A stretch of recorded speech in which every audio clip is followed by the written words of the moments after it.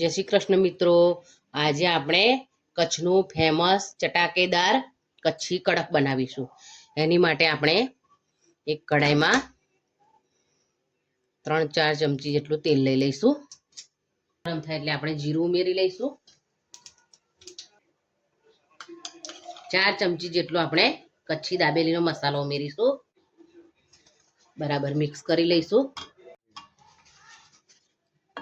હવે આપણે તેમાં બાફીને મેશ કરેલા બટાકા ઉમેરી દઈશું અને બરાબર મિક્સ કરી લઈશું. હવે આપણે એમાં લાલ મરચું પાવડર ઉમેરીશું, 2 ચમચી ધાણા જીરું ઉમેરીશું,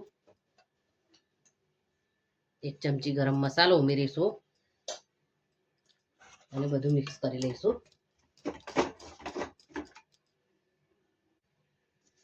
હવે આપણે આમાં 2 કપ જેટલું ગરમ કરેલું પાણી ઉમેરીશું અને બરાબર મિક્સ કરી લઈશું. આ રીતે સરસ આપણે મિક્સ કરી લેવાનું છે. આ રગડો જ બનાવવાનો છે એટલે આપણે જો જરૂર પડે તો થોડું વધારે પાણી ઉમેરીશું અંદર. પછી આપણે પાણી ઉમેરીએ એ ભાગનું આપણે મીઠું ઉમેરીશું થોડું.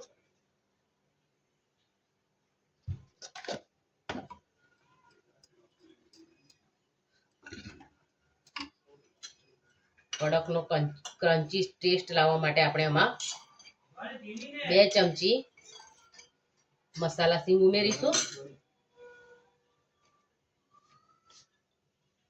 2 ચમચી આપણે આમચૂર પાવડરની ખાટી મીઠી ચટણી ઉમેરીશું.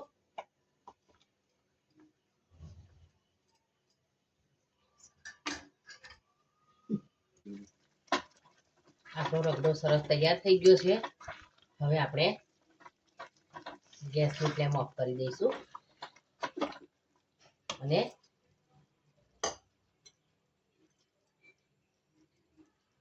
ધાણા ઉમેરી દઈશું. આપણે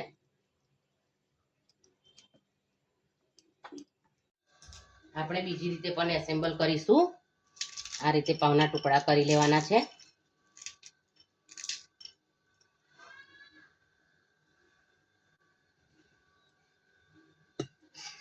હવે આપણે એની પર દાબેલી વાળો રગડો પોર કરીશું.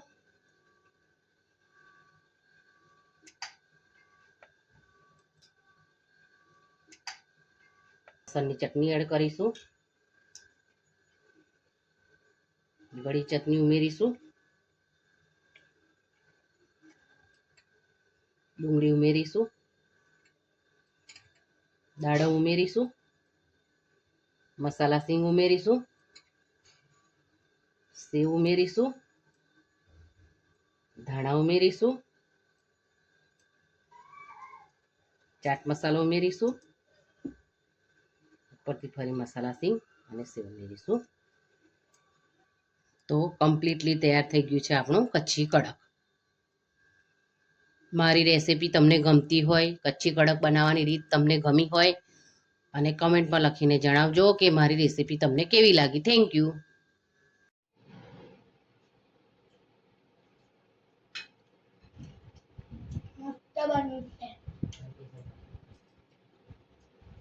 કેવું લાગ્યું દર્શિલ? મને તો મસ્ત લાગ્યું. તમે કેવું લાગ્યું? મસ્ત લાગ્યું મને.